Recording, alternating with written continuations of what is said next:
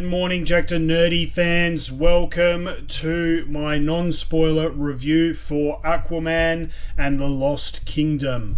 Before we jump into that review, as always, guys, make sure you hit that subscribe button. That way you guys never miss out on a video. And if you do enjoy our content, please make sure you give these videos a thumbs up. It will greatly help our channel. So, with that out of the way, I hope everyone had a great Christmas. I know we had a jam-packed weekend, but I still managed to get out and get to a screening of Aquaman, which hit cinemas on Boxing Day. I'm sorry, I did plan to get this review out a little bit earlier, but we had some illness in the family, obviously, following... Christmas wouldn't be complete without somebody at least getting a dose of allergy.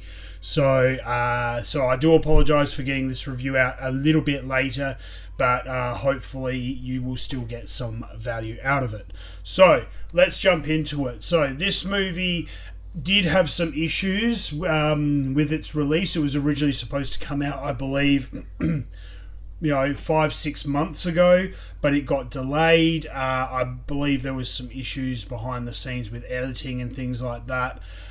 There were rumours that they had to do a lot of juggling because they cut Amber Heard's role down after the whole Johnny Depp Amber Heard scandal. So look, for whatever the reason, it got delayed, but it's finally hit cinemas. And look, all in all, I have to say I did enjoy this film quite a bit. Was it the strongest DCEU movie? No.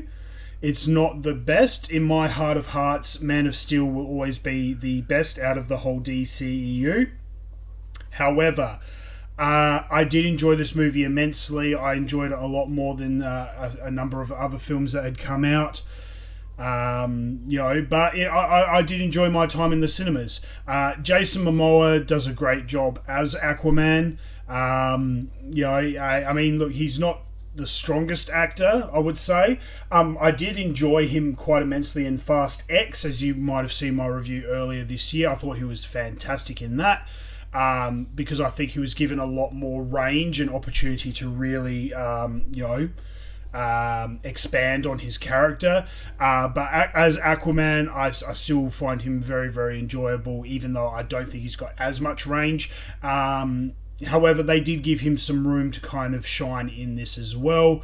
I think, as I mentioned earlier, Amber Heard is in this film. I was actually very much surprised just how much screen time she had, given all the rumours that were circulating around. I do believe originally she was going to have a much bigger role than what she did. They've scaled it back. And as I said, I was surprised just how much screen time she did get, though. I thought they were going to remove her entirely, but she's still in there. She still does a good job. Look, she's a very beautiful woman, so why wouldn't you have her in there? It just is what it is. Patrick Wilson returns as well as Orm, or Ocean Master. I thought he was really, really good in this. I thought they gave him a real good opportunity to really kind of shine and come through. Black Manta, I'm not going to try and pronounce the actor's name because I will butcher it horrendously. But he was really good in the first movie. I think they gave him an opportunity to expand on this movie. Even so, though, it's typical with all of these types of movies, they don't give the villains a real kind of big window to really kind of shine. They kind of gloss over them and keep them very superficial. But hey, it is what it is. It was great seeing the likes of Dolph Lundgren and Tamora Morrison come back. It's always good to see Tamora Morrison on the screen. I think he's fantastic. And Dolph Lundgren did a fantastic job as well. They really kind of gave him a much bigger role in this film than the last film as well, which I thought was great. Then we had John Rhys Davies voice one of the aquatic characters, which I thought was fantastic. As soon as I heard his voice, I lit up, because obviously I'll always remember him as Gimli from The Lord of the Rings. Then we had a couple of newcomers coming in. In one of the post-credit scenes of the first film, you had Randall Park come in the post-credit scene as a doctor / scientist. So they brought him in to play a much larger role in this movie. I like Randall Park. I think he's quite a good actor, and they really let him shine in this and show a fairly wide range. You also had Martin Short come in to voice one of the characters. He did really, really well.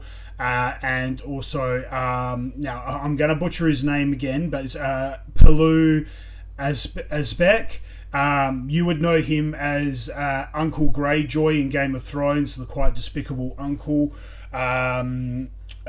who seized power over Theon and his sister in the Game of Thrones. It was really surprising to see him pop up in there, and he's a good actor as well. So look, all in all, they did a fantastic job with the casting.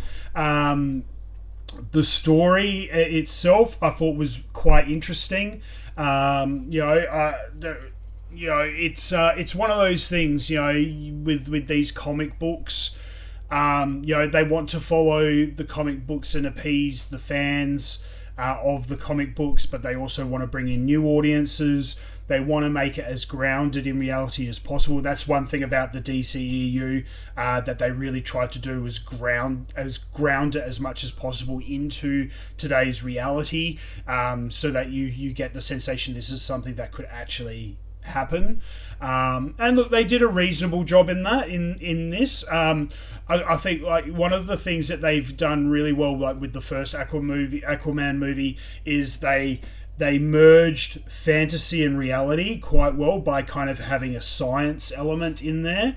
A bit like what they did with Thor. They mixed mythology with science.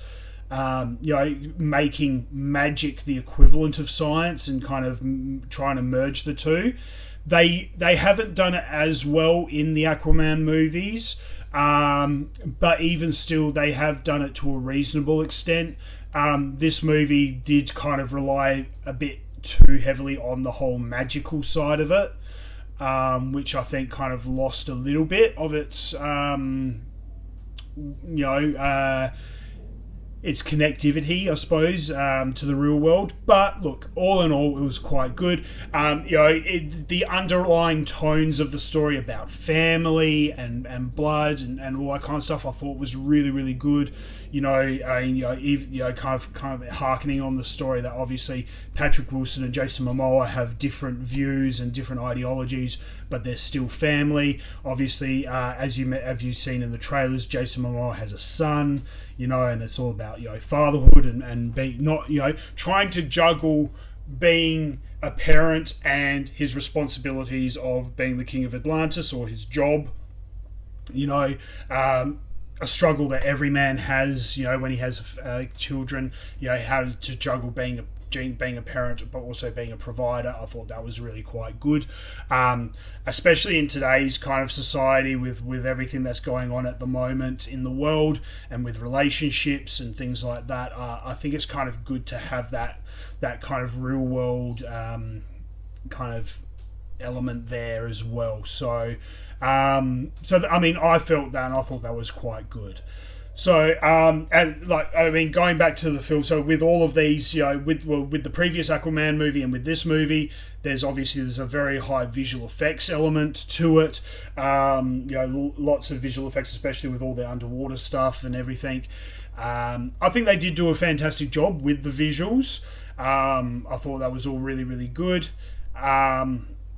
Some of the kind of the villainy bits, they did all right. I'm always one of those people that I love practical effects. One of the main reasons why I love The Lord of the Rings was because they used a lot of practical effects. Basically they used practical effects wherever they could, and then used CGI to kind of fill in the spots where they couldn't. they didn't do that with these films. They obviously rely very heavily on CGI. So in my opinion, that's one negative.